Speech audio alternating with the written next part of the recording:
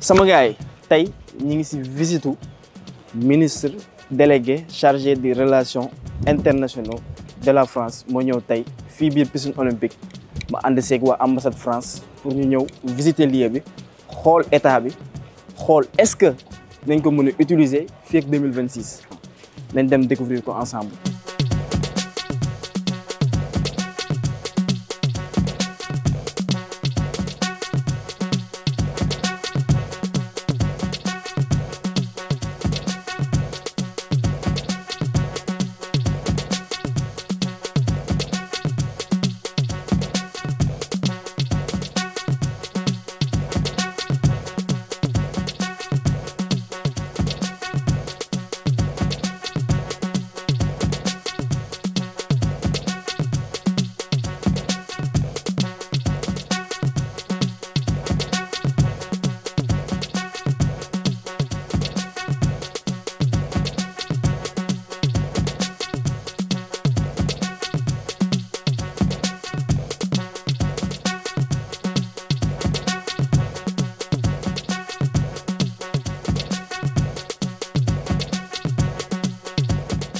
Sama gars yi on est avec monsieur Balla noonu laa koy woowee directeur des sports des JO Dakar 2026 alors mon grand nan nga gisee avancement wu chantier yi. Non, en tout cas de le remercier déjà ci interview bi di wax ne chantier yi man j'ai été un peu surpris quoi parce que affaire yi dafa gaaw trop parce que maa ngi fi ñëw souvent ak ay visites ak ay techniciens yi jógee ci CIO mais tey bi ma ñëwee fii j'ai été vraiment surpris mooy wane ne liggéey baa ngi avancé te nit ñi ñu ngi koy teg ci yoon et puis vraiment pour que ñu livrer ko à temps pour que nit ñi mën a teel a commencer def ay phase test yeeg ba mën a def les Jeux olympiques correctement en tout cas c'est rassurant et puis képp kuy sportif boo ñëwee rek gis travaux yi rek sa xel day dal parce que xam ne lii bu jeexee après héritage bi nga xamante ni moom lañ fi bàyyil en plus pour xale yi bàyyi ko sportif yi c'est vraiment extraordinaire. Merci beaucoup déjà côté héritage boobu ngay wax rek c'est très important parce que après Jeux yi on pourra bénéficier de cette très belle structure là ñun ñi ñëpp ci fii parce que am na terrain football am na terrain am na pour piscine am na lépp tey jii nii après entretien wu loolu noonu tu penses qu'on pourra gérer ça. Je pense que léegi sénégalais yi léegi yeewu nañ ci affaire entretien ku gis stade Abdoulaye Wade buñ koy tabax xam nga ñëpp a ngi naan naka lañ koy entretenir mais fa la ñuy defee match yi léegi ba léegi Léopold Sédar Senghor mi ngi waaj a pare na tey jii bu ñu amaatee piscine olympique aussi ci wàllum natation te fii rek du complexe lay doon nekkul que seulement piscine bi rek de parce que ci gannaaw aussi dina am ay terrain de basket dina am ay skateboard dina am aussi pour le basketball 3-3 fa lañ koy defee baseball fa lañ koy defee loolu yëpp day rentrer en fait ci infrastructure bi te li ci gën a neexaat encore mooy lan ci gannaaw bâtiment bi di ngeen gis ne foofu tamit dañ fay def benn résidence pour les athlètes mooy résidence R+1 day permettre athlètes yi loger fii di fi entraîner et puis conditions yooyu mooy permettre nit ñi di gagner ay compétitions de très haut niveau sur le plan international donc moo lay won ne rek comité d'organisation bi daf ko xalaat de telle sorte ba nga xamante ni heure bu Jeux olympiques yi jeexee suñu athlètes yi dinañ am ay infrastructures de qualité yoo xamante ni dina leen permettre ñu mën a entraîner dans des meilleures conditions comme ni ñu koy gisee rek ci wàllum yeneen dëkk yi nga xamante ni seen sport dafa développé Sénégal dina nekk benn hub de sport boo xamante ni waxuma la sax ci wàllum Afrique mais dans le monde entier nit ñi dinañ mën a ñëw fii pour def sport. Merci beaucoup, ça a été un plaisir. Salaamaaleykum, maa ngi tudd Kombe Seck, athlète internationale sénégalaise, porteur de drapeau Jeux olympiques. Tey na nga gisee initiative bi nii ministre bi ñëw tey pour xool chantier yi yow en tant que athlète fii nga xam ne sat mën naa ne mën nga fi ñëw sax di entraîner te maa ngi gis ni gars yi ñu ngi naan après dina am benn résidence pour athlètes yi tey na nga gisee loolu. waaw dama koy rafetlu parce que fii dama naan sama kër la parce que avant canoë kayak bi natation laa njëkk a def fii lu ne def naa ko fi piscine olympique ma koy rafetlu lool parce que lii lañ soxla parce que athlétisme bi mën na ko pratiquer fii taekwondo toutes les disciplines kon lii dama si rafetlu Jeux olympiques de la jeunesse bi pour lu yu bari rek mu mën a am suñu dëkk parce que booy xarañ nañ jàmbaar nañ xam nga lii rek a ñu manqué. ay infrastructure pour ngeen mën a wéyalee seen sport. loolu kese moo ñu manqué. merci beaucoup xaaral nuyu yeneen gars yi. tur bi. Bokar Diop. ban kii. Taekwondo. Taekwondo. Bokar tur bi. Abdoulaye Ndiaye coach de l'équipe nationale para taekwondo. Edmond Sanka para-olympique. Idrissa Keita para taekwondo. Idrissa Keita para taekwondo. mais est-ce que man ñeme naa leen taekwondo. non man kan ak man si ndox mi may fekk. non grand man ñeme naa woon taekwondo. ñeme nga ma non bàyyi ma boole la coach bi. coach yow yaakaar nga ni am naa chance pour ça waay. ah mais bien sûr yow demal rek loo am jël. non coach nag moo bëgg a tayle coach loolu du ma woon nangu te nan nga gisee initiative bi nii.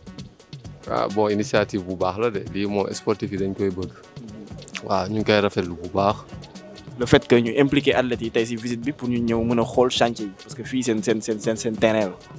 non nice na trop ah yii dañ ko nar a def dañ ko nar a defaat affaire yi mel ne def ko yaatal ko Sénégal am na fii Dakar am Ziguinchor am Kaolack am Tamba am Kédougou am partout quoi waaw ñu moom bañ koy male fii rek quoi. après nag li si des mooy ngeen andi titre yi. day ñëw incha allah jaajëf de.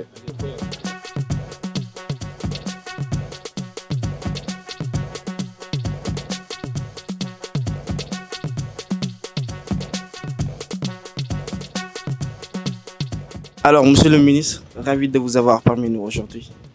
Moi aussi, je suis très ravi. Vous êtes né à Mayotte. Pourriez-vous raconter votre parcours aux jeunes qui nous regardent jusqu'au poste de ministre? Je suis né à Mayotte, j'ai commencé mes études là-bas. Je les ai poursuivies en France hexagonale jusqu'à avoir le diplôme d'avocat. Ensuite, je suis retourné à Mayotte pour travailler. Je me suis lancé dans la politique parce que je ne pouvais pas rester voir la situation évoluer sans mouiller la chemise aussi. C'est comme ça que je me suis lancé en politique. J'ai été élu première fois sénateur en 2011. J'ai été réélu une deuxième fois, une troisième fois. Et ensuite, j'ai été nommé secrétaire d'État à la francophonie et aux partenariats internationaux par le Premier ministre Barnier et le Premier ministre François Bayrou m'a à nouveau reconduit en tant que ministre délégué à la francophonie et aux partenariats internationaux sur sa proposition. Donc le président Emmanuel Macron, aux deux reprises, m'a fait l'honneur de me nommer au gouvernement français. Je suis le premier Mahorais à intégrer le gouvernement français. Félicitations. Merci. C'est un honneur, beaucoup de responsabilités et un honneur également. Ah, monsieur le ministre, tout ça. Oui. Non, c'est un très bon CV. Merci. C'est votre première fois au Sénégal? C'est ma première fois au Sénégal, alors que je connais ce pays depuis des années qui m'a toujours fasciné. Quand j'ai grandi au Mans, j'ai grandi avec des Sénégalais et notamment j'ai fait la connaissance du Tchèbdjen, fameux. Tu mets mon esprit dans le Tchèbdjen? Oui, mais là on ne peut pas en parler, c'est pourquoi. Que faites-vous au Sénégal aujourd'hui? Au Sénégal, je suis venu ici parce que le Sénégal et la France ont des liens privilégiés, des liens de longue date.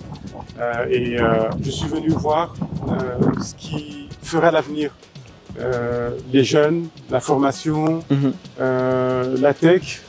Et puis ici, ce site olympique, la première fois qu'il va y avoir un événement olympique, les Jeux olympiques des jeunes, vont être organisés sur le continent africain. Et il fallait que ça soit au Sénégal. Donc c'est magnifique. Je suis venu voir ce site du Tour de l'œuf, dans lequel il y a une bonne coopération entre nos deux pays par l'intermédiaire de l'Agence française de développement, mais aussi des entreprises françaises qui interviennent ici. Avec cette expérience venue des Jeux olympiques et paralympiques de Paris qui ont eu lieu il y a quelques mois, et je pense que la planète entière est d'accord pour dire que les Jeux se sont bien déroulés. Et donc la France souhaite partager cette expérience à la fois dans la montée en puissance des jeunes athlètes du Sénégal, mais aussi dans la construction des infrastructures et notamment de la piscine olympique qui va y avoir ici d'ici quelques mois. C'est sur ça que je voulais rebondir. Si je vous dis de Paris 2024 à Dakar 2026, qu'est-ce que vous allez me dire? J'ai hâte. J'ai hâte de voir tout ça en infrastructure qui marche et puis voir nos jeunes athlètes performer pour vraiment battre tous les records possibles et imaginables. Et avoir de très belles performances. Exactement. Un dernier mot en Wolof. Très bon. Ah, Est-ce que Nyangadef, c'est un œuf? Nyangadef. Vous savez c'est quoi? Bonjour. Ah ouais. Ouais. Ou Jarama. Comment vous avez vu ça? Attends, je Eh t'ai ben, vous dit êtes sénégalais. que j'ai grandi avec les Sénégalais. Donc, Le dernier, c'est un challenge. Je vous lance un petit challenge. oui, oula. Petit challenge. Faire 1, 2, 3, 4, 5. 1, 2, 3, 4, 5.